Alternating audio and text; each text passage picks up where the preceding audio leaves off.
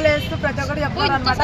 అదే negative trollers కానీ లేకపోతే నెగిటివ్ మాట్లాడే వాళ్ళందరికీ కూడా టార్చర్ చేసుకొని తీసుకోవడం నా గ్రేస్ కానీ నా స్టైల్ కానీ నా స్వాగ్ కానీ ఎక్కడ తగ్గలేదని చెప్పి నిజంగా నాకు ఆ సాంగ్ చూసినప్పుడు అలానే అనిపించింది. మాత్రం మామూలుగా లేదు, వేరే లెవెల్ ఉంది తెలుసా బికాస్ ఆ స్టైల్ కానీ అసలు మా చిరంజీవి గారు ఓల్డ్ మూవీస్ నుంచి నేను చెప్తాను బాయ్ స్టైల్ మిస్ అవుతుంది.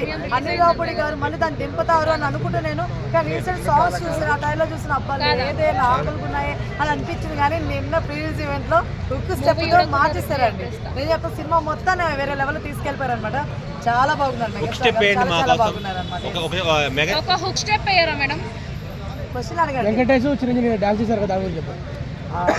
ఆబ్వియస్గా తెలిసినాయి కదా, ఆల్రెడీ మెగాస్టార్ గారు అంటే ఒక రేంజ్, దానికి వెంకీమామ తోడేరంటే మామూలుగా ఉండదు.